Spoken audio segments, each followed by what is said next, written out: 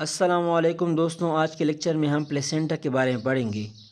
आज के लेक्चर में हम प्लेसेंटा का इंट्रोडक्शन करेंगे, फिर प्लेसेंटा के फंक्शन के बारे में पढ़ेंगे। प्लेसेंटा 5 मेन फंक्शन परफॉर्म करता है, इन सब के बारे में इंशाल्लाह हम डिटेल में पढ़ेंगे। फिर इसके बाद फेटो प्लेसेंटल यूनिट के बारे में पढ़ेंगे। तो चलो स्टार्ट लेते हैं प्लेसेंटा के इंट्रोडक्शन से। प्लेसेंटा एक टेम्परेरी मेम्ब्रेनस वास्कुलर आर्गन है जो कि प्रेगनेंसी के टाइम पे फीमेल में डेवलप होता है। टेम्परेरी इस वजह से है क्योंकि जब भी प्रेगनेंसी ख़त्म हो जाती है, चाइल्ड की बर्थ हो जाती है, इसके बाद प्लेसेंटा को भी वेजाइना के थ्रू एक्सपेल किया जाता है, मीन्स बाहर निकाला जाता है। और वास्कुलर है मीन्स इसमें बहुत सारे वेसल होते हैं और यही वेसल्स फीटस और मदर के दरमियान डिफरेंट सब्सटेंसेस के ट्रांसफ़र में हेल्प करते हैं। प्लेसेंटा फीटस और मदर के दरमियान लिंक प्रोवाइड करती हैं और ये ग्रोइंग फीटस के लिए एंकर का काम करती है, मींस फीटस की पोजीशन को यूट्रस में फिक्स करती हैं। प्लेसेंटा फीटस और मदर के दरमियान सिर्फ एक फ़िज़िकल कनेक्शन नहीं है, बल्कि ये एक फिजियोलॉजिकल कनेक्शन भी है, मींस फंक्शनली फीटस और मदर को आपस में कम्युनिकेट करती हैं, कनेक्ट करती हैं। प्लेसेंटा यूट्रस के वाल में इम्प्लांटेड होती है और ये एम्ब्रियनिक और मैटरनल टिश्यूज़ दोनों की कम्बिनेशन से बनी हुई होती है। तो इस तरह ये 2 पार्ट्स में मुश्तमिल होती हैं, एक इसमें फेटल पार्ट होता है और दूसरा मदर पार्ट होता है। और ये फीटस के साथ अम्बिलिकल कार्ड के ज़रिए से कनेक्टेड होती है। फॉर एग्ज़ाम्पल ये है हमारे पास फीटस जो कि यूट्रस में पड़ा हुआ है, ये है हमारे पास प्लेसेंटा। प्लेसेंटा फीटस के साथ अम्बिलिकल कार्ड के ज़रिए से कनेक्ट होती है जो कि एक ट्यूब है। अम्बिलिकल कार्ड में ब्लड वेसल्स और कनेक्टिव टिश्यू होती हैं। जब भी फीटस की डिलीवरी होती है, फिर इसके बाद प्लेसेंटा को भी फ़ौरन एक्सपेल किया जाता है। प्लेसेंटा के एक्सपल्शन के बाद अम्बिलिकल कार्ड की कटिंग हो जाती है और वो साइड जहाँ पे अम्बिलिकल कार्ड फीटस के साथ अटैच होता है, इसे नावेल और अम्बिलिकस कहा जाता है। ये बिल्कुल इंटीरियर एब्डामेन के सेंटर में पाया जाता है। Functions of placenta. Anchoring function. Anchoring function का मतलब यह है कि ये यूट्रस में फीटस की पोजीशन को फिक्स करती हैं और इसके अलावा फीटस और मदर के दरमियान लिंक प्रोवाइड करती है। Nutritive function. न्यूट्रेटिव सब्सटेंसेस जैसे कि इलेक्ट्रोलाइट्स, हार्मोन वगैरह जो कि फीटस के डेवलपमेंट के लिए ज़रूरी होती हैं, वो मदर ब्लड से फीटल ब्लड तक प्लेसेंटा के थ्रू डिफ्यूज़ होती है। Excretory function. मेटाबॉलिक इन प्रोडक्ट और जितनी भी वेस्ट प्रोडक्ट बनते हैं फीटल बॉडी में, वो प्लेसेंटा के थ्रू मदर ब्लड में एक्सक्रीट किए जाते हैं और फिर मदर ब्लड किडनी की तरफ जाती हैं और किडनी इस वेस्ट प्रोडक्ट की एक्सक्रीशन करती है। Respiratory function. फीटस में जो लंग्स होते हैं वो नॉन फंक्शनिंग होते हैं, मींस कोई फंक्शन परफॉर्म नहीं करते। तो इस वजह से फीटस के लिए placenta as a respiratory organ काम करती है। जितनी भी ऑक्सीजन फीटस के लिए ज़रूरी होती है वो मैटरनल ब्लड से प्लेसेंटा के थ्रू फीटल ब्लड में एंटर करता है और जितने भी कार्बन डाइऑक्साइड फीटल ब्लड में बनते हैं वो मदर ब्लड में प्लेसेंटा के थ्रू डिफ्यूज़ होते हैं। तो इस तरह प्लेसेंटा का जो प्राइमरी फंक्शन है वो गैस एक्सचेंज करता है फीटस और मदर के दरमियान। प्लेसेंटा में एक कोरियानिक विली होती है, विली फिंगर लाइक प्रोजेक्शन को कहते हैं, और इस विली में स्मॉल कैपिलरीज होती हैं जो कि फेटल सर्कुलेटरी सिस्टम की पार्ट होती है, मींस फेटल सर्कुलेटरी सिस्टम के स्मॉल कैपिलरीज इस विली में पाए जाते हैं। तो ये विली मैटरनल ब्लड से भरी हुई होती है और जितनी भी गैसेज एक्सचेंज होती है प्लेसेंटा के थ्रू वो इस विली के थ्रू होती है। फेटल ब्लड और प्लेसेंटल ब्लड के दरमियान जो कार्बन डाइऑक्साइड और ऑक्सीजन की एक्सचेंज होती है वो 3 फैक्टर पे डिपेंड करती है। पहला जो फैक्टर है वो है pressure gradient, means pressure difference. दूसरा जो फैक्टर है वो है higher affinity of foetal haemoglobin for oxygen. तीसरा फैक्टर डबल बोहर इफेक्ट है। Pressure gradient means pressure difference. Foetal blood और मैटरनल ब्लड के दरमियान जो गैसेस एक्सचेंज होती है वो मेनली प्रेशर डिफरेंस पे डिपेंड करती है, क्योंकि मैटरनल ब्लड में ऑक्सीजन का पार्शियल प्रेशर हाई होता है और फेटल ब्लड में ऑक्सीजन का प्रेशर लो होता है। तो जितनी भी सब्सटेंसेस होती हैं वो हाई प्रेशर से लो प्रेशर की तरफ मूवमेंट करती हैं। तो इस वजह से ऑक्सीजन मैटरनल ब्लड से फेटल ब्लड की तरफ मूवमेंट करता है। और इसके अलावा जो कार्बन डाइऑक्साइड है उसकी कंसंट्रेशन फेटल ब्लड में हाई होती है और मैटरनल ब्लड में लो होती है। तो इस वजह से कार्बन डाइऑक्साइड फेटल ब्लड से मैटरनल ब्लड की तरफ मूवमेंट करता है। दूसरा फैक्टर है higher affinity of foetal haemoglobin for oxygen. Foetal haemoglobin की एफिनिटी ऑक्सीजन के लिए एडल्ट हीमोग्लोबिन के लिहाज से 20 टाइम्स ज़्यादा है। और इसकी वजह क्या है? क्योंकि फेटल हीमोग्लोबिन की बाइंडिंग 2,3 डाइफॉस्फोग्लाइसरेट के साथ पुअरर है as compare to adult haemoglobin. 2,3 diphosphoglycerate glucose metabolism के टाइम पे प्रोड्यूस होता है और ये ह्यूमन रेड ब्लड सेल में पाया जाता है। ह्यूमन रेड ब्लड सेल में ये मेनली हेमोग्लोबिन के बेटा चेन के साथ बाइंडेड होता है, जिसकी वजह से हेमोग्लोबिन की ऑक्सीजन के लिए एफिनिटी डिक्रीज होती है, क्योंकि ये 2,3 डाइफॉस्फोग्लाइसरेट ऑक्सीजन की जगह पे बेटा चेन ऑफ हेमोग्लोबिन के साथ बाइंड होता है, जिसकी वजह से हेमोग्लोबिन की ऑक्सीजन से डिसोसिएशन हो जाती है। तो ये सारा फिनोमेना होता है मैटरनल ब्लड में, लेकिन ये फेटल ब्लड में नहीं होता, क्योंकि फेटल हेमोग्लोबिन में गेमा चेन के बजाय बीटा चेन होता है। तो अगर बीटा चेन ही नहीं है तो किस तरह 2,3 डाइफॉस्फोग्लाइसरेट फेटल हेमोग्लोबिन के साथ बाइंड करेगा? और यही मेन रीज़न है कि फेटल हेमोग्लोबिन की ऑक्सीजन के लिए एफिनिटी 20 टाइम्स ज़्यादा है as compare to adult haemoglobin, क्योंकि ये 2,3 डाइफॉस्फोग्लाइसरेट के साथ बाइंड नहीं करता। तीसरा जो फैक्टर है जो कि कार्बन डाइऑक्साइड और ऑक्सीजन की एक्सचेंज थ्रू प्लेसेंटा इफेक्ट करता है, वो है double Bohr effect. Bohr effect का मतलब ये है कि जब भी टिश्यू लेवल पे कार्बन डाइऑक्साइड की पार्शियल प्रेशर इंक्रीज हो जाती हैं तो हीमोग्लोबिन की एफिनिटी ऑक्सीजन के लिए डिक्रीज हो जाती है। हमें पता है कि टिश्यू में कंसिस्टेंट मेटाबॉलिक एक्टिविटी होती है जिसमें कार्बन डाइऑक्साइड की प्रोडक्शन होती है। तो इस तरह टिश्यू में कार्बन डाइऑक्साइड की कंसंट्रेशन इंक्रीज हो जाती है तो ऑटोमेटिकली टिश्यू में partial pressure of carbon dioxide increase हो जाता है। तो इस वजह से कार्बन डाइऑक्साइड टिश्यू से ब्लड में डिफ्यूज़ होता है, क्योंकि ब्लड में कार्बन डाइऑक्साइड की कंसंट्रेशन कम होती है, उसकी पार्शियल प्रेशर कम होती है। लेकिन जब ये कार्बन डाइऑक्साइड ब्लड में एंटर करता है तो ब्लड में भी कार्बन डाइऑक्साइड की पार्शियल प्रेशर इंक्रीज हो जाती है और हीमोग्लोबिन की एफिनिटी रिड्यूस हो जाती है फॉर ऑक्सीजन। तो इस तरह ऑक्सीजन की डिसोसिएशन हो जाती है और ऑक्सीजन ब्लड से टिश्यू में डिफ्यूज़ हो जाता है। डबल बोहर इफेक्ट भी बोहर इफेक्ट की तरह सेम प्रोसेस है जो कि फेटल ब्लड और मैटरनल ब्लड के दरमियान होता है। मैटरनल ब्लड जो कि रिच होती हैं ऑक्सीजन में, ऑक्सीजन की कंसनट्रेशन मैटरनल ब्लड में ज़्यादा होती हैं और कार्बन डाइऑक्साइड की कंसनट्रेशन मैटरनल ब्लड में लो होती हैं। इसके अलावा जो फेटल ब्लड है उसमें कार्बन डाइऑक्साइड की कंसनट्रेशन ज़्यादा होती है और ऑक्सीजन की कंसनट्रेशन कम होती है।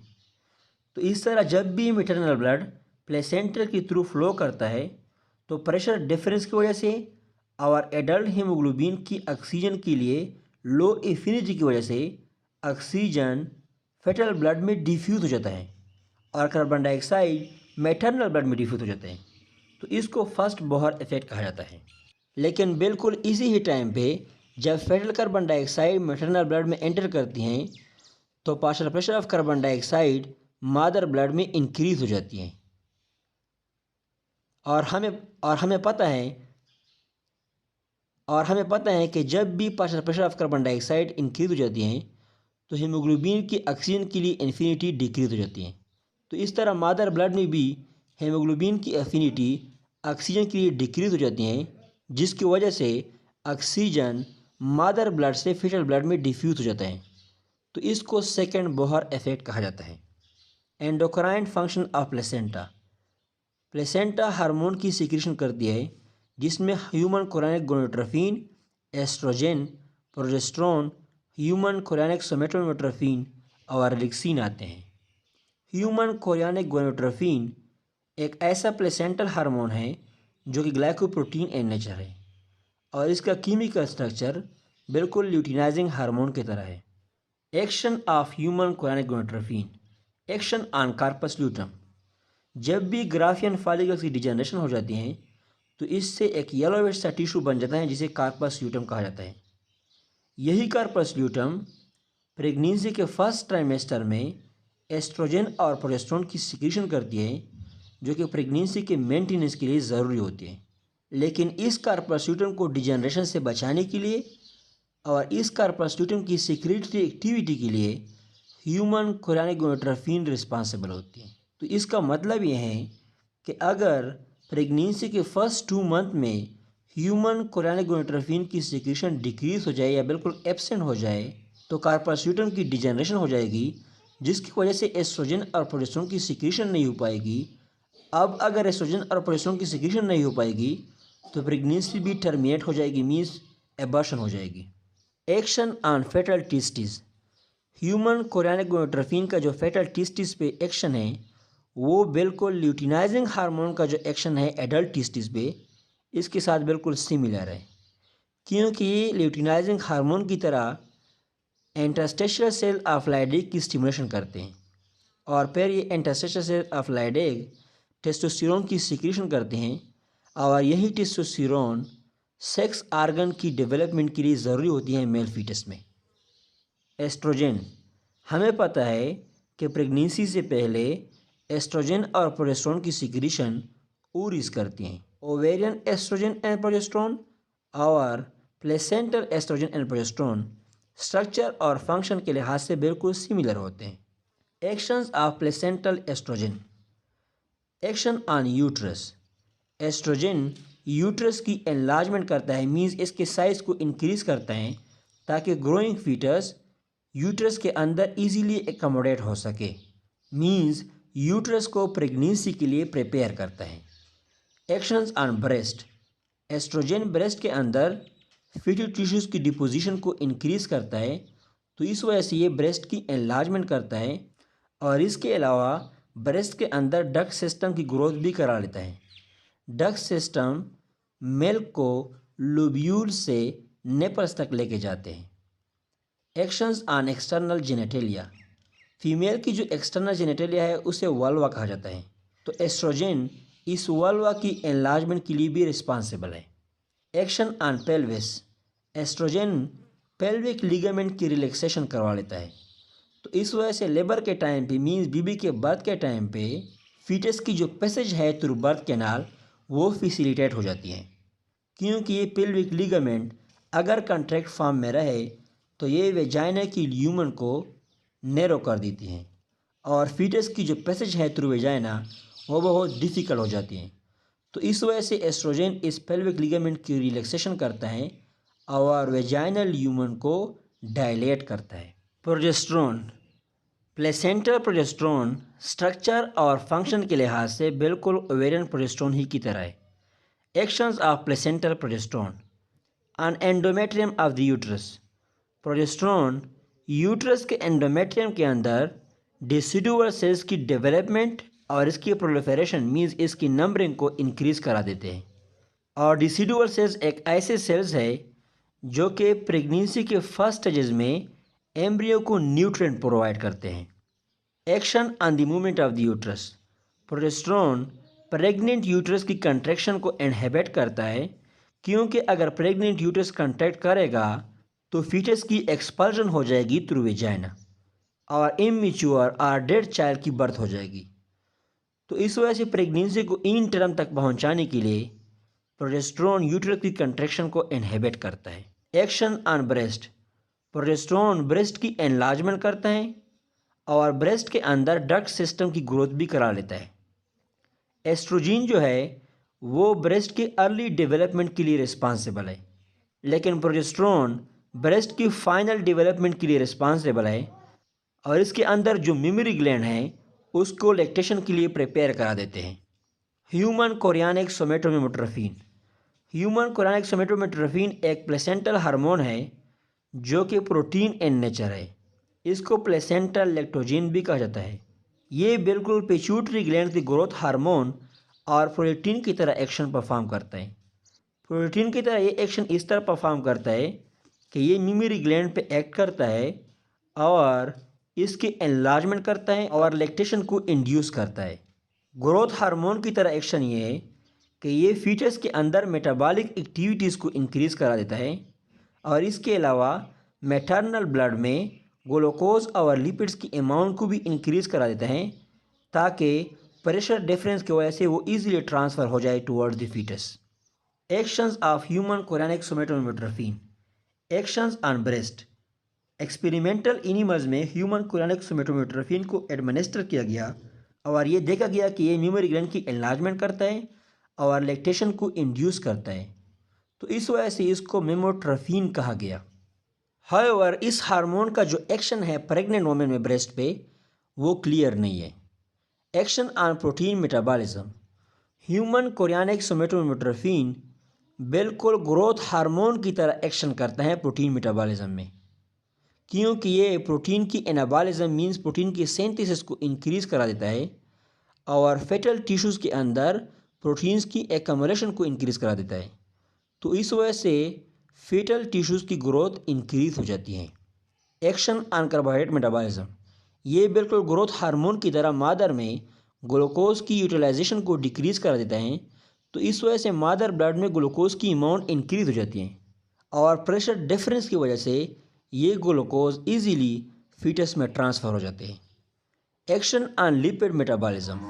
ये एडिपोज टिश्यूज़ में फैट की ब्रेकडाउन करा लेता है और इसको फैटी एसिड में कन्वर्ट कर देता है और फिर यही फैटी एसिड ब्लड में एंटर कर जाते हैं, जिसकी वजह से मादर ब्लड में फैटी एसिड की कंसंट्रेशन इंक्रीज हो जाती है और फिर इस फैटी एसिड को mother as a source of energy इस्तेमाल करता है। तो जब fatty acid as a source of energy इस्तेमाल होती है तो ग्लूकोज की यूटिलाइजेशन डिक्रीज हो जाती है, जिसकी वजह से ग्लूकोज की कंसंट्रेशन मादर ब्लड में इंक्रीज हो जाता है और ये इजीली प्लेसेंटा के थ्रू फीटस में एंटर करता है। रिलैक्सिन। रिलैक्सिन एक पॉलीपेप्टाइड हार्मोन है जो कि corpus luteum of the ovary secrete करती है। इसके अलावा ये लेबर के टाइम पे मींस चाइल्ड बर्थ के टाइम पे प्लेसेंटा और मेमोरी ग्लैंड से भी लार्ज क्वांटिटी में सिक्रीट होती है, क्योंकि ये सिम्फिसिस प्यूबिस की लेंथ को इंक्रीज़ कर देती हैं और इसको सॉफ्टन कर देती हैं, जिसकी वजह से चाइल्ड बर्थ में आसानी पैदा हो जाती है। फेटोप्लेसेंटल यूनिट। फेटोप्लेसेंटल यूनिट का मतलब यह है कि स्टेरॉयड हार्मोन की सिंथेसिस के टाइम पे मींस एस्ट्रोजन और प्रोजेस्टेरोन की सिंथेसिस के टाइम पे फीटस और प्लेसेंटा आपस में इंटरेक्ट करते हैं, क्योंकि अकेले न तो फीटस स्टेरॉयड हार्मोन की सिंथेसिस करा सकती है और न प्लेसेंटा स्टेरॉयड हार्मोन की सिंथेसिस करा सकती हैं, तो इस वजह से ये दोनों आपस में इंटरेक्ट करते हैं। इसका वजह यह है कि कुछ ऐसे एंजाइम्स होते हैं जो कि स्टेरॉयड हार्मोन की सिंथेसिस के लिए ज़रूरी होते हैं, जो कि सिर्फ प्लेसेंटा में होते हैं और फीटस में नहीं होते, और कुछ ऐसे एंजाइम्स होते हैं जो कि सिर्फ फीटस में होते हैं और प्लेसेंटा में नहीं होते, तो इस वजह से ये दोनों आपस में कम्युनिकेट करते हैं और स्टेरॉयड हार्मोन की सिंथेसिस करा लेते हैं। तो इन दोनों की इंटरेक्शन की वजह से इन दोनों को इकट्ठे फेटोप्लेसेंटल यूनिट कहा जाता है। Functions of fetoplacental unit. Fetoplacental unit का पहला फंक्शन यह है कि कोलेस्ट्रॉल जो कि स्टेरॉयड हार्मोन का प्रिकर्सर है, मीन स्टेरॉयड हार्मोन इससे प्रिपेयर होती है, ये कोलेस्ट्रॉल प्लेसेंटा के थ्रू मादर ब्लड से ऑब्टेन किया जाता है। फिर प्लेसेंटा इस कोलेस्ट्रॉल से प्रेग्नेनोलोन की सिंथेसिस करती है और फिर यही प्रेग्नेनोलोन से प्रोजेस्टेरोन बन जाता है। इसके अलावा प्रेग्नेनोलोन की कुछ अमाउंट प्लेसेंटा से फीटस में भी एंटर होती है और फीटस के लेवर में भी स्मॉल क्वांटिटी में प्रेग्नेनोलोन सिंथेसाइज होती है। तो ये दोनों प्रेग्नेनोलोन, एक फीटल लीवर वाला और दूसरा जो प्लेसेंटा से फीटस में एंटर होता है, ये दोनों आपस में कंबाइन होके सबस्ट्रेट की फॉर्मेशन करता है, जो कि फीटस के एड्रिनल ग्लैंड में 2 सब्सटेंसेस की फॉर्मेशन के लिए ज़रूरी होते हैं। और वो दो कौन कौन से सब्सटेंसेस है? एक है डिहाइड्रो एपेंड्रोस्टिरोन सल्फेट और दूसरा है 16 हाइड्रॉक्सी डिहाइड्रो एपेंड्रोस्टिरोन सल्फेट। कुछ डिहाइड्रो एपेंड्रोस्टिरोन सल्फेट की फेटल लीवर में हाइड्रॉक्सिलेशन हो जाती हैं और कन्वर्ट हो जाती हैं 16 हाइड्रॉक्सी DHES में। फिर ये दोनों सब्सटेंसेस प्लेसेंटा में वापस ट्रांसपोर्ट किए जाते हैं, जहाँ पे इससे एस्ट्रोजन बनता है। एस्ट्रेडियोल सिंथेसाइज होता है DHES से और एस्ट्रियोल सिंथेसाइज होता है 16 हाइड्रॉक्सी DHES से। ये दोनों एस्ट्रेडियोल और एस्ट्रियोल एस्ट्रोजीन के फॉर्म्स हैं। 3 फॉर्म्स हैं मेनली एस्ट्रोजीन के। एक एस्ट्रेडियोल है, दूसरा एस्ट्रियोल है और तीसरा एस्ट्रियोन है। फिर ये दोनों फार्म मदर ब्लड में एंटर करते हैं और इसके अलावा कुछ प्रोजेस्टेरोन जो कि प्लेसेंटा में प्रेग्नेंट से सिंथेसाइज हुई होती हैं वो फीटस में एंटर करती हैं और फिर इस प्रोजेस्टेरोन से फीटल एड्रीनल ग्लैंड में कार्टिसोल और कार्टिकोस्टेरोन की सिंथेसिस हो जाती है। So this is all about placenta. इंशाल्लाह आप सब दोस्तों को समझ आ गया होगा।